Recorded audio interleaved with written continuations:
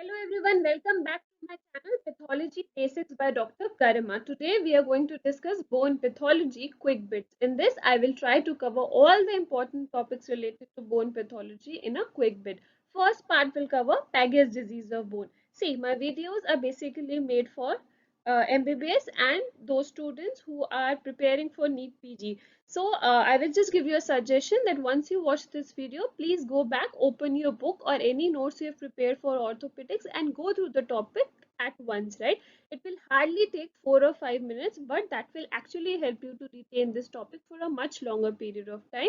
और मेरा यही attempt है that you don't have to open your book again and again because that is very monotonous and boring. So we'll just try to cover all the important topics under this video, and if you want to revise it, you can just again watch this video. You can download these videos and just have a quick bit revision of the important topic. And before that, I would like to thank everyone who has subscribed to my channel. I finally crossed 100 subscribers, and all those others who have not yet subscribed to my channel but like my videos, then please subscribe to my channel and don't forget to press the bell icon. That way you will get all the notifications for all my new videos, and please don't forget to like and comment on the section for any suggestions possible under my lectures, right? So we'll start with Peges disease of bone. Okay. So, I told you, in spite of asking the question directly, they can put the question as changing the option from Peges disease. So Peges disease option में नहीं रख के they can put osteoitis deformans. So you need to remember what is Peges disease known as. It is also known as osteoitis deformans. Second most important thing you need to remember under Peges disease is it is due to furious osteoclast bone resorption. तो main factor क्या है osteoclast का activation है. अगर आप ये चीज याद रखते हो, can you remember which will be the first phase, right? Osteoclast है तो लाइसिस ही तो होगा ना बोन का. तो first phase will be osteolytic phase. अब एक बार ओस्टियोलाइसिस हो गया, your body will try to compensate and lay down new bone with the help of osteoblast. तो उसमें दोनों का रोल होगा, ओस्टियोब्लास्ट का भी ओस्टियोक्लास्ट का भी. तो that will be called as mixed osteoclastic stage. Third stage बहुत important है, is the burnt out stage or the osteosclerotic stage, where you actually appreciate the mosaic pattern of the bone morphology.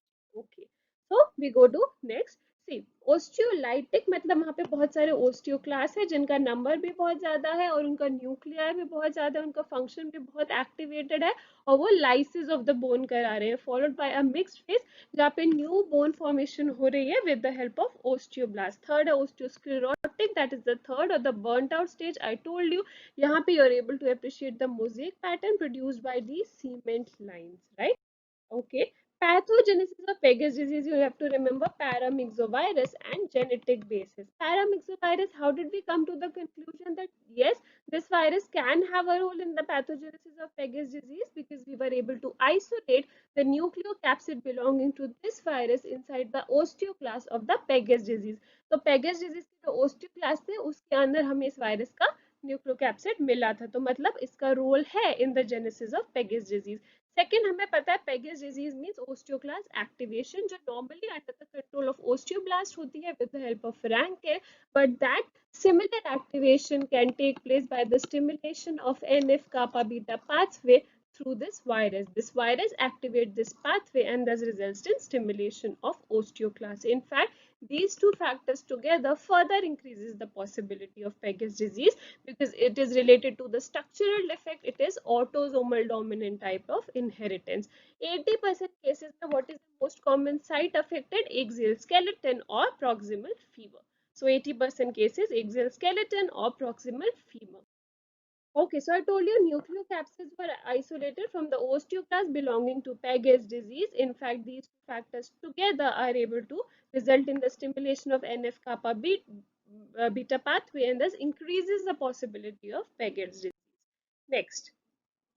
So I told you these are the osteoblasts which are responsible for bone synthesis, osteoclast for bone resorption. In fact, this osteoclast activation is under the control of osteoblast, right?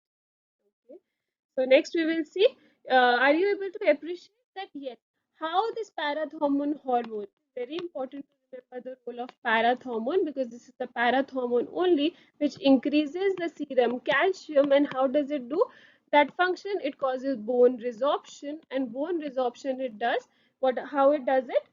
Parathormone causes the osteoblast to release rank L, which causes stimulation of osteoclast. In fact, osteoblast also leads to synthesis of osteoproteogen, which acts as a competitive inhibitor of rank L, and it doesn't allow rank L to bind to osteoclast. It itself goes and binds to osteoclast, or in this way, it doesn't allow the activation of osteoclast, right?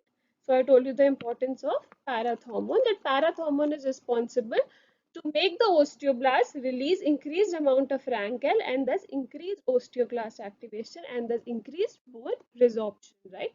So this is osteoblast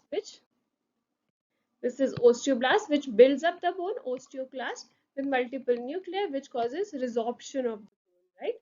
So two laboratory tests important to remember: increase serum alkaline phosphatase and increase urinary excretion of hydroxyproline. On X-ray, you are able to appreciate this thickened bone, which is weak, thick but brittle and weak bone. Right. So in under the normal osteoclast able to count the nuclei. If I count the nuclei 1, 2, 3, 4, 5, 6, 7, 8, 9, around 10 to 9 to 10 nuclei I am able to calculate in this normal osteoclast. Whereas in pegetic osteoclast you are able to see hundreds of nuclei, right? So 10 to 12 nuclei in the normal osteoclast, and pegetic nuclei hundreds of nuclei, and also the number of osteoclasts are also increased, right? Next, so you are able to appreciate this mosaic pattern produced by the cement line seen in the osteosclerotic phase of Peges disease. So mosaic pattern is produced due to the prominent cement lines and the bones are weak and fracture easily. Okay, so next we come to complications of Peges disease, right? Six complications you have to remember. First is AV shunt.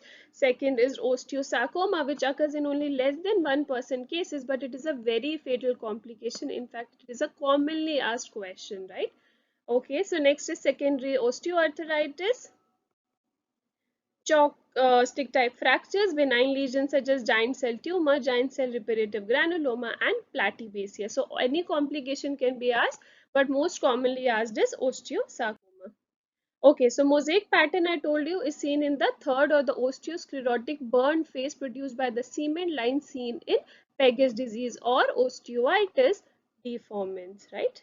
Next, osteoclast is stimulated by parathormone. Remember, parathormone causes the osteoblast to release increased amount of Rankel. Peges disease is also called as osteoitis deformans.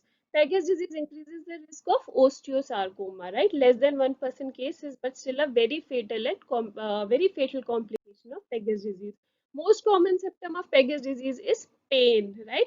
Other symptoms are also seen, but most common if they are, it is the pain, right? So in the end, I would request all of you to please subscribe my channel, like my channel, comment, and any suggestions given in the comment section.